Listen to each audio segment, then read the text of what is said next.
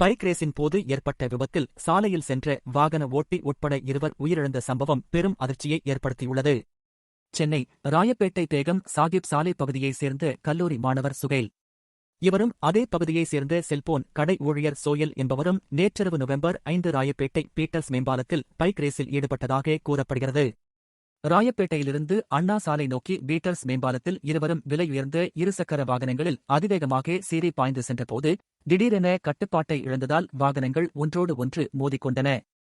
அதனால் இரு வாகனங்களும் பல மீட்டர் தூரத்திற்கு தூக்கி வீசப்பட்டன.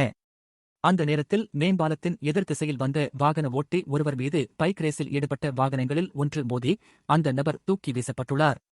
இந்த விபத்தில் பைக் ரேஸில் ஈடுபட்ட கல்லூரி மாணவர் சுகேல் மற்றும் எதிர்திசையில் வந்த ராயப்பேட்டை பகுதியைச் சேர்ந்த குமரன் ஆகியோர் சம்பவ இடத்திலேயே உயிரிழந்தனர். இதில் குமரன் தலைக்கவசம் அணிந்திருந்தது குறிப்பிடத்தக்கது. பைக் ரேஸில் ஈடுபட்ட மற்றொரு இளைஞரான சோயல் படுகாயங்களுடன் மருத்துவமனையில் சிகிச்சை பெற்று வருகிறார். இந்த சம்பவம் அப்பகுதி மக்களிடையே பெரும் அதிர்ச்சியையும் பரபரப்பையும் ஏற்படுத்தியது. விபத்து குறித்த தகவல் அறிந்து காவல்துறையினர் மற்றும் ஆம்புலன்ஸ் விரைந்து வந்து மீட்பு நடவடிக்கையில் ஈடுபட்டனர். இந்த சம்பவத்தையடுத்து போக்குவரத்து காவல்துறையினர் வழக்கு பதிவு செய்து விசாரணை மேற்கொண்டு வருகின்றனர்.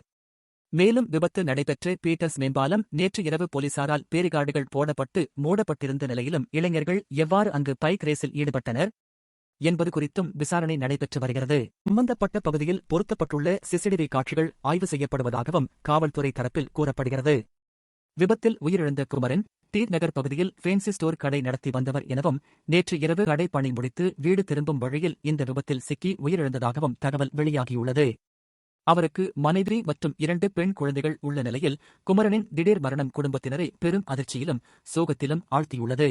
மேலும் பைக் ரேஸில் ஈடுபட்டு உயிரிழந்த சுகேலின் சமூக வலைதள பக்கங்களை ஆய்வு செய்ததில் அவர் நீண்ட நாட்களாகவே பைக் ரேஸில் ஈடுபட்டதும் சென்னையின் பல முக்கிய சாலைகளில் 10க்கும் மேற்பட்ட இருசக்கர வாகனங்களில் நண்பர்களுடன் பைக் ரேஸ் செய்த ரீல்ஸ் வீடியோக்களாக பதிவிட்டு வந்ததும் தெரியவந்துள்ளது.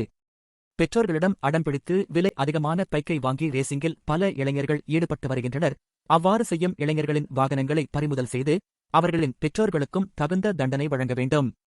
உங்கள் கருத்தை கமெண்டில் பதிவு செய்யுங்கள். நன்றி.